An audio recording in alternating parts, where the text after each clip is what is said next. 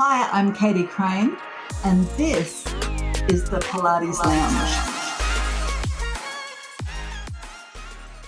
Hello. Welcome to the Pilates Lounge. I am Katie Crane, your host today. And today I'm going to get straight into this and I'm going to work really hard to keep your attention. You might need coffee for this one because we are talking scope of practice. I know, not the most exciting topic in the world. You're going to tell me. I feel you. But it is a super important topic and something that we all need to be considering for our own clarity of what it is that we do, for the safety of our community, the people that we serve, and for the legal structure of the work that we are doing. But they recently also changed in the last 12 months. So most people would recognize it now they are Oz Active. The difference between the two is that the PAA, the Pilates Association of Australia, specifically works for and with Pilates educators, people who are specifically teaching Pilates. So normally that would mean that you are teaching Pilates in what we understand as the industry to be a traditional Pilates studio. So sometimes that would be teaching clients one-on-one or in a small group, but individualized programs using all of the Pilates equipment, Cadillac, Wonder Chair, Coraline, reformers, the barrels, maybe towers, all of the props, and you're using all of those machines and all of those props to serve your community using the Pilates principles and all of the Pilates repertoire. And or you may be teaching a reformer class. Sometimes those are more fitness-based, and or you may be teaching mat classes. So that's really the umbrella that people who choose to be with the PAA, Pilates Association of Australia, fall under that umbrella of that type of training. So you might have a mat Pilates certification.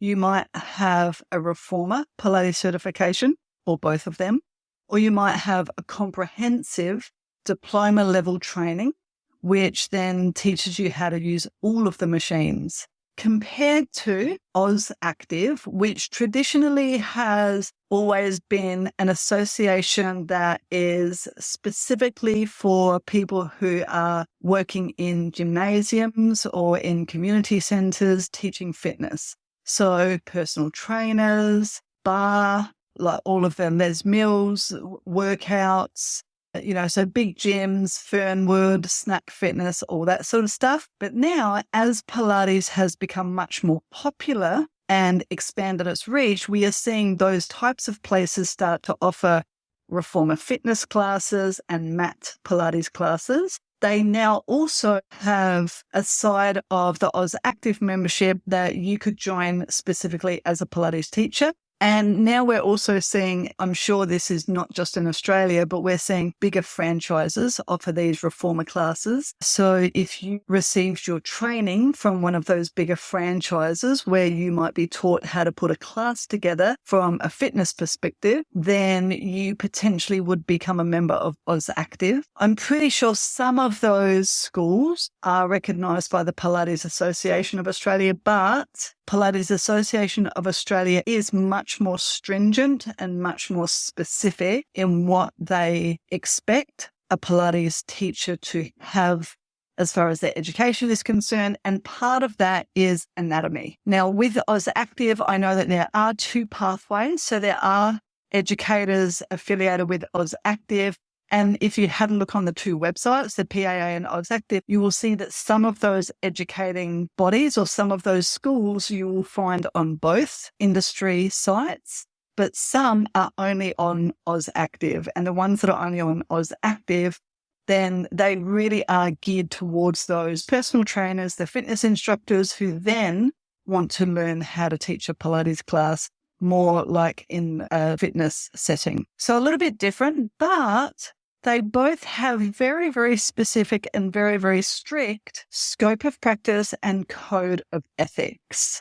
There's a very good reason for this. Partly it's so that as an instructor, as a teacher, you understand what you are expected to be capable of. So what type of service you should be able to provide. And as, say, an educator, so those schools that are affiliated with one or the other, then they have to be offering a certain subjects within their teacher training programs to make sure that there is some sort of consistency and some sort of standard for instructors in the country that it's associated with. And also so that your clients have a very clear understanding of what they might expect to get out of you. So remember, in the definition, I did say licensing is important.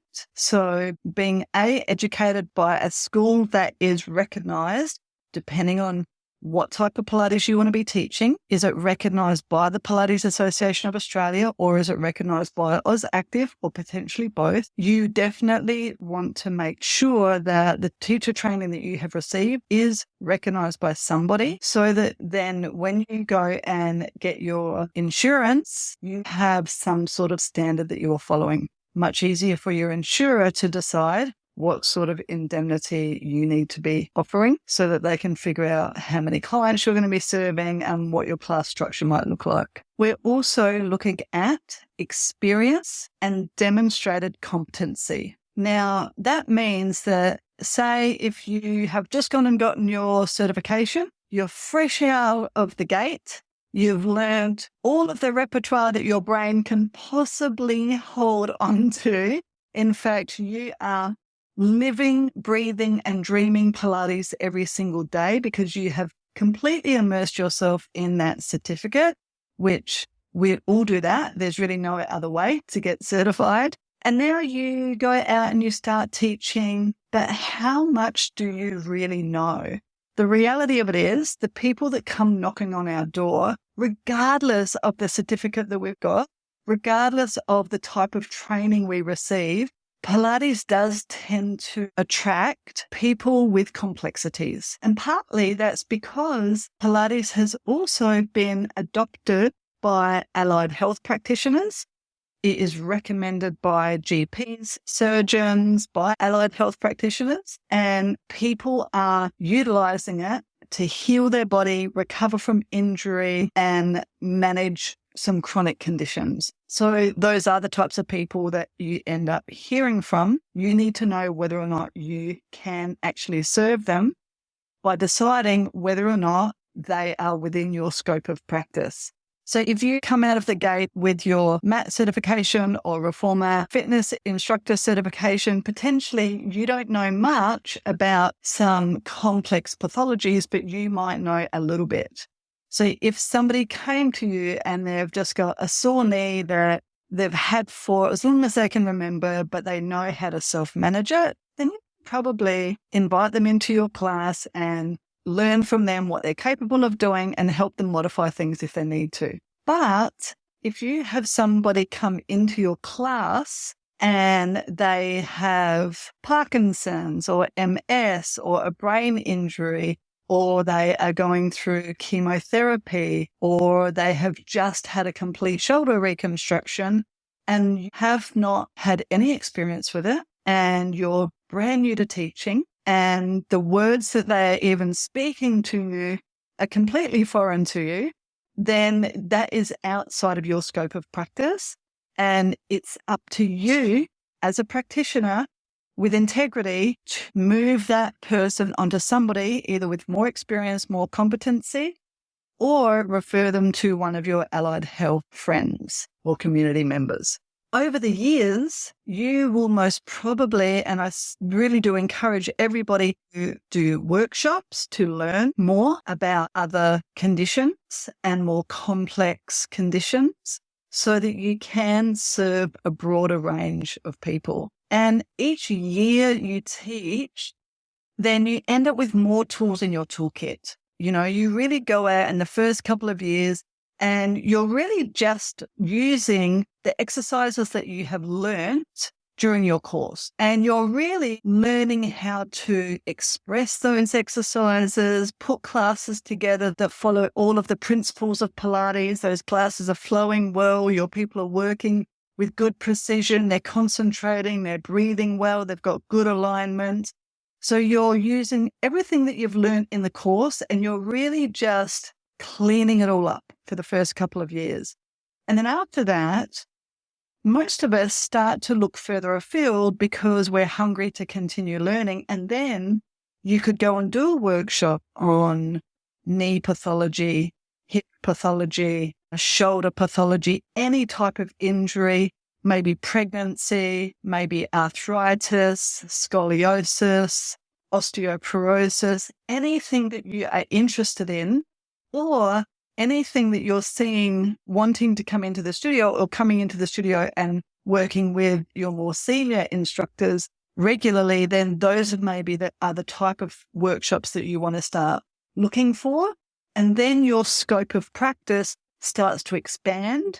And over the years, you are able to serve more people and still be working within your code of ethics that your industry regulator demands of you. Now, one way that we can align with our client goals and the instructor scope of practice is, of course, do some sort of assessment when a new client comes in.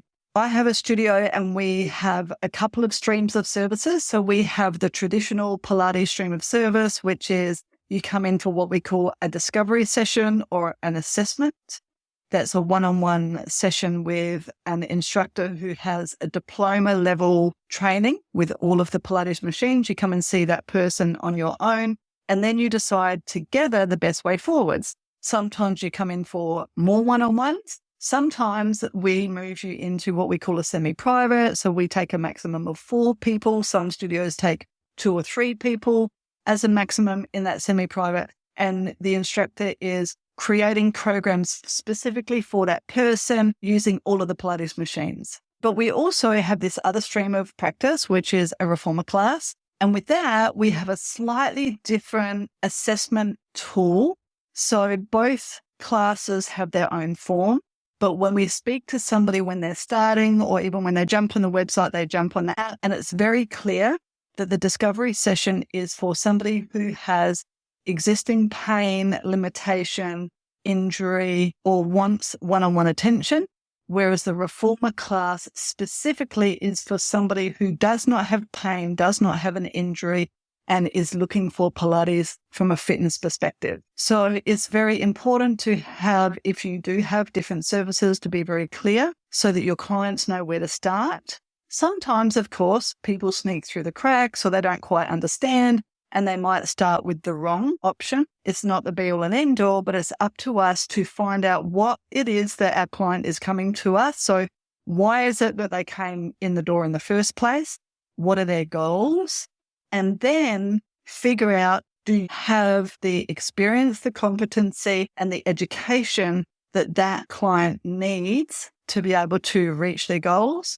And if you don't worry about it. Do the right thing and either hand them on to somebody who does or work with another teacher so that you can learn from them how you can start to work with those people. So it's very important that in that first session or in those first couple of sessions, because let's be real, a client comes in, you give them the form, your form has everything that it needs on it. It's very clear. You've got the body, they've got to circle the body or crisscross the body. You've got all these questions. And then on the second or third session, everything looks pretty good. Maybe they tell you they've got a little bit of a sore lower back. On the third session, you can see that they're not quite walking like really easily. And you ask them and they say, oh yeah, well, actually I shattered my hip 8 years ago and I had a hip replacement. Oh, well, that's funny because it wasn't on the assessment form or it wasn't on the discovery form. Happens all the time. Because what happens is when somebody comes into the studio, they most of the time are going to have a pretty specific goal of why they're coming to us. Because it happened so long ago, it's not front of mind. So it's not necessarily why they're there. So then they don't put it on the form. So it's okay if sometimes it takes a couple of sessions to really figure out exactly what it is that our clients need, and then can change that client to somebody else if you need, or change them to a different service. Which brings me to appropriate referral pathways. I would like to think that we all have very positive and solid relationships with our community of allied therapists. So some Pilates studios might have a physio, a chiro, a masseuse working within the studio, but a lot of studios don't. We don't have any of that. But what we do have is a really great referral pathway for our clients because, well, Pilates is a huge part of the key to good health, to good movement. It's not a magic pill, and it's not always everything that somebody needs. And it's very, very important that we recognize that, and that we are both confident, consistent, and proactive at referring our clients to other therapies that they may really benefit from, so that then they can reach their goals. Because whether you like it or not, when somebody comes into the studio, they look to you as an expert. You may just be fresh out the gate. You may not have even received that paper certificate yet to say that you are now certified Pilates instructor. Nobody knows that. And when a new client comes in, you really only need to be one step ahead of where they are in their understanding and movement, and they will perceive you as an expert. Now, part of wearing the hat of a Pilates instructor with integrity is to know when to refer. So we always refer out. We know that what we are doing is not the only answer. And over the years, we've built this great referral system with a couple of chiropractors, physiotherapists, osteopaths, naturopaths, dietitians, psychologists, meditation practitioners, TRE practitioners, yoga. We've got such a strong community. It didn't happen overnight, but what it has done for our clients and for the integrity of our business is absolutely awe-inspiring. Because we refer out to other people, they in turn refer back to us. Now, if you are new at Pilates, if you've just opened your own studio, or if you're working from home, I really do recommend that you reach out to some local allied therapists, let them know who you are, what it is that you're doing, and just start to trickle through some referrals. And then you can always reach out to them, check in on them. You know, hey, I sent you Mary the other day because she had hip bursitis. Just checking in. Are you happy for her to continue with her Pilates? Right? Just start that relationship. Not everybody is going to respond. Not everybody is so good at creating these relationships, but eventually you will find your little pocket of people that you can trust, that then you will start to see that they in turn refer to you. When I first started out, for us to get to know who the physios were that we were going to refer to, we started inviting some of them in to give our staff some in-services. Or we even went to them and had in-service at their clinic. So just some ideas of how you can create these positive and appropriate referral pathways. And as part of that, we also need to have a good knowledge of the health support systems. Now, we don't all respond the same to different therapies. So quite often when a client comes to me, they've got some sort of pain in their body. Maybe it's been something long-standing. One of the questions I always ask them is, what else are you doing, or who else are you seeing to help with this? Quite often people come to Pilates at the very end of the line. We all know it. And probably that's how we found Pilates as well. We've tried everything. Everything has worked a little bit, but nothing has worked completely. And then we finally find Pilates. I'm not sure why it happens like that. And maybe people's attitudes are changing. I'm not sure, but that's certainly how I found Pilates. I'd been chiro, physio, massage, acupuncture, Chinese herbalist, everybody under the sun I'd been to before I tried Pilates. And then I found that Pilates actually for me was the missing link. As I got stronger doing my Pilates, then I didn't require all those other therapies all the time. Now I go to my chiro maybe once a month or once every couple of months, just because I enjoy getting somebody working on me. Or I go to the masseuse, 4 or 5 times a year, just because I enjoy that, and I know that overall body maintenance is good. So it's really, really important that we have a good understanding and good knowledge of the support systems that are within our area. And what you'll probably find, A, because that referral system starts to happen, but B, because most of us live like in a little bit of a bubble. So your clients are going to live in a little bit of a bubble. Either they come to you on their way to or from work, to or from the school, or you're part of where they go in general. So they're normally going to be seeing other practitioners within that bubble as well. So you want to get to know who those people are. Now, in conclusion to all of that, not only is it up to us to master the movements, but it's also up to us to embrace the responsibility that comes with guiding others on their path to wellness. Now, all good teacher training programs are going to have an understanding, or one of their modules is going to be about this code of practice. And it is really important that we take it on board and that we understand where we fit in there. This is a part of my teacher training platform, part of the Pilates Pro Academy for our reformer teacher training, which is recognised by the Pilates Association of Australia and by Oz Active. So for most of us, those are the regulatory bodies for Pilates in Australia. But of course, there's also that very last lineage, I suppose, which is we're seeing more and more physiotherapists teaching Pilates in their practice. Sometimes they have similar training, might be training that's recognised by the Pilates Alliance of Australia or Pilates Association, or they may have done a weekend workshop to learn how to use a machine, and then they utilize their understanding of anatomy and physiology. They learn how to set up a machine. They know what types of movements they want to be giving somebody, for example, with a knee injury, and then they might use the machines to perform exercises specifically for that injury. Now, they normally extracurricular workshops that, say, an allied therapist, normally a physiotherapist, would be doing, so that then they can gain their professional development points to maintain their association with the allied therapies industry regulators. But it's different to Oz Active and the PAA. It's really, really important for us to continue our education regardless of where we are in our journey as Pilates instructors, so that our scope of practice continues to expand and we continue to develop our understanding of the body and the way that we work with the body and the people that we can serve. And so the industry, the Pilates industry in particular, maintains a very, very high level of integrity. So whatever industry you are associated with, make sure that you do have a very clear understanding of what the guidelines are for you, and always make sure that you are choosing education providers that are going to be ensuring that your practice continues to develop really, really well.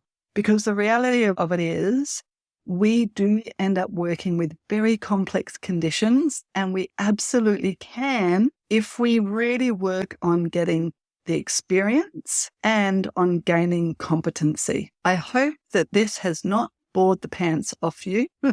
And thank you for joining me. Now, before I finish up today, I just want to remind you, if you have enjoyed this episode, I would love it if you like and share it with your Pilates professional and movement loving friends, so that we can get the word out there and really create a community right here in this hub. Be sure to check out my website, thepilatesprofessional.com.au, and have a look if you can find any workshops, which I'm sure you can, that you may be needing right now. Remember, I also do a 6-month reformer teacher training mentor program. I call it a mentor program because I literally personally mentor each student through their own program until they are ready to teach reformer. It's what I specialize in. And I think that this is one of the biggest missing links in our industry right now. is that we have these wonderful diploma level training workshops that people can do to become very comprehensively trained in Pilates. But when it comes to reformer, it's so wishy-washy out there that you could become an instructor online with no personal access to a mentor ever, or you could become a reformer instructor as a stepping stone to diploma level training. So where I come into it is I just do reformer teacher training that is recognised and recommended by the Pilates Association of Australia, which means that my students then become members of PAA. It's super important for our industry and it's what our students deserve. So if you know somebody who is looking to become a reformer teacher, then this is where you want to send them, the pilatesprofessional.com.au. They can reach out to me. I can have a call with them and see if I have a program that is coming up that is suitable for them. And or I also do a host of online workshops for you to expand your repertoire and your understanding specifically of the Pilates work. Thank you so much for joining me. I look forward to you listening to the next episode next week. I'm Katie Crane, the Pilates Professional.